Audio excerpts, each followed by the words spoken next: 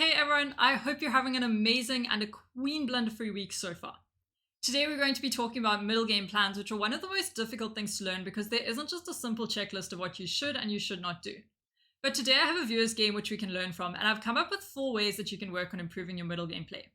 If you're only interested in those general ways, then you can jump ahead in the video to this timestamp over here, and I'll catch you there. For those of you hanging around, you're obviously my favorite viewers, but please don't tell that to the people who've already skipped ahead. This week's game was submitted by Anish10 with the question focused specifically on how to avoid overreaching or playing too actively when there are no obvious tactics or exchanges happening. Here's the game, and it started off pretty standardly up until we get to this point over here. Anish and his opponent are rated around 1500 to 1600, and it's very easy to forget basic principles. I do this too at a 1900 level. Here Anish has played knight to b4, which is an aggressive plan presumably aimed at attacking the knight on d5 and chasing it away. Unfortunately, this does end up backfiring after knight takes b4, bishop takes b4, and then white gets to get a free tempo with the move pawn to c3 attacking the bishop, which has to now move away, and white wanted to play c3 in any case. Possibly it's supporting a future d4 push or a b4 push even, and also it's opening up this diagonal for the queen if it wants to use it, or allowing the bishop to go back and reroute along one of these options. Basic principles tell us that we want to develop our minor pieces in the opening, and currently our bishop on c8 is undeveloped.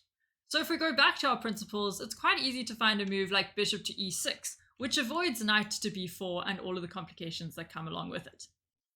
Fortunately for us, our opponent ended up taking on f6, but a downside with this is now we've chased away the knight, and we might be tempted to think that the move knight to b4 was a successful and a very good plan. After knight takes f6, we can fast forward a little bit to where white now plays the move pawn to d4.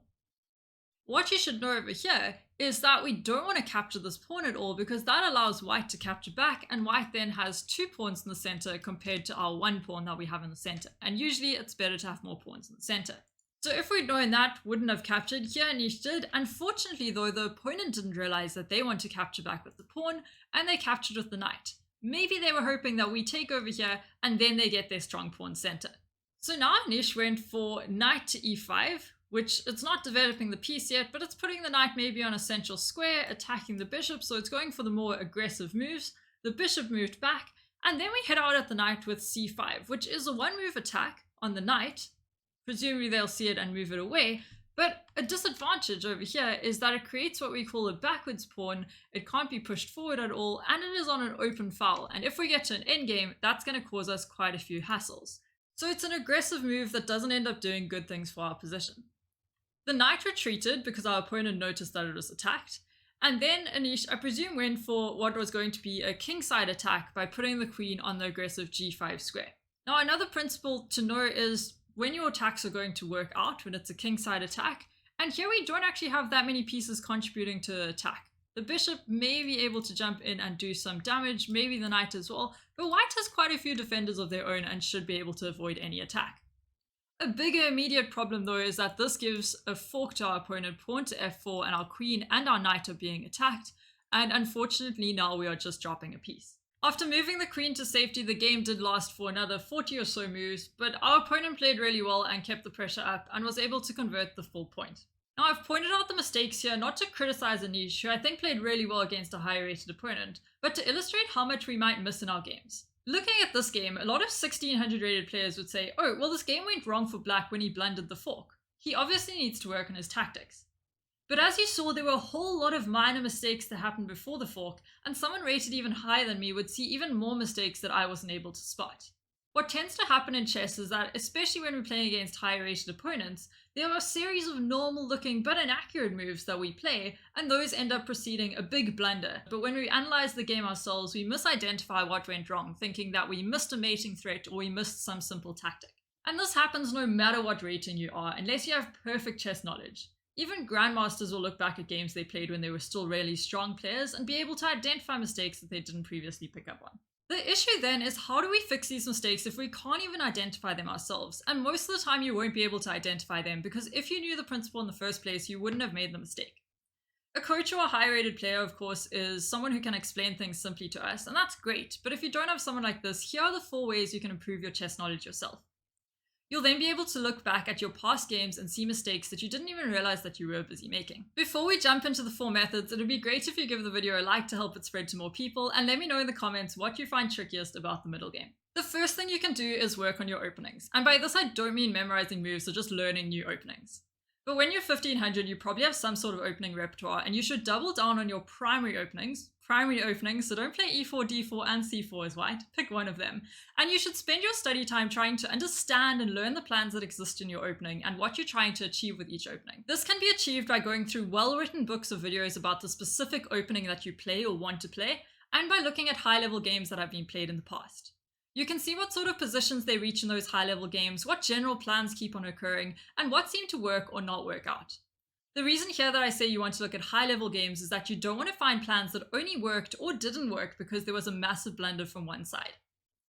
Aside from the advantage that based on your opening you'll know what plans you're trying to implement in the middle game, understanding your openings more will also help you if your opponent plays something you're just not familiar with, or it happens if you forget specific moves in your theory. You'll still know your general goals with your opening, and then you can see how you can achieve those goals in the new position even when you don't know memorized moves.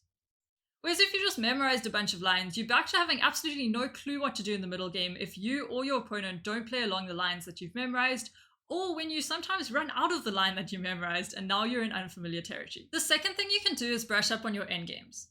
A book like Silman's A Complete Guide to Chess Endgames is great because it divides endgames into what you should know for your specific rating level.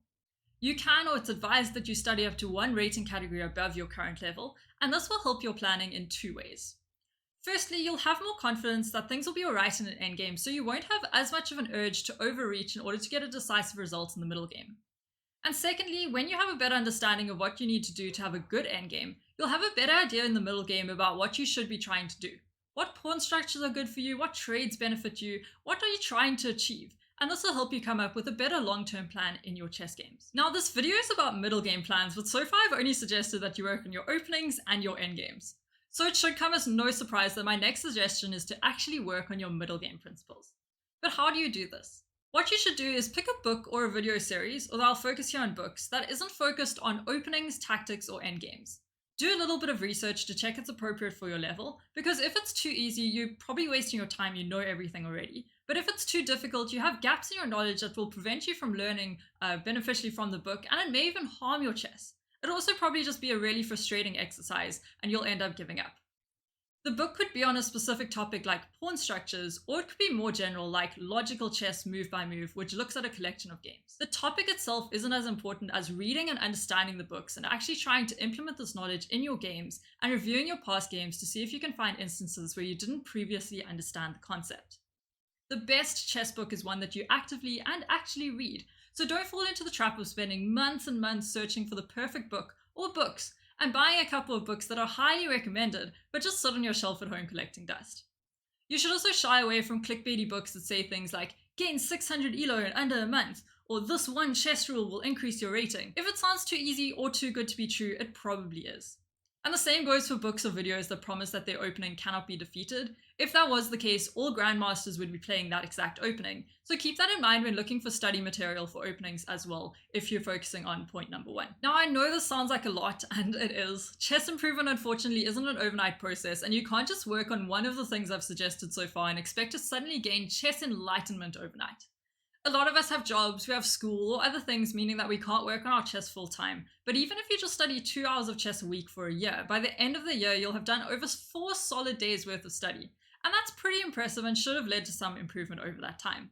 What you can do is divide any available study time that you have among the methods that I'm suggesting, or focus on only one at a time. And that's far better than doing nothing at all, or than playing 10 hours of bullet a week. I mentioned 4 methods, and some of you might be expecting me to talk about tactics as the 4th thing that you can do.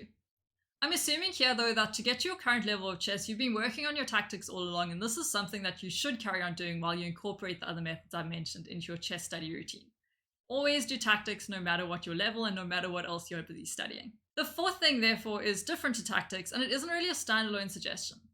Up until now, all of the things that I've mentioned involve money. Coach is ideal, but also buying a book or a video series, and how do we improve if we don't have the financial resources to buy any or all of the material that you might want to buy.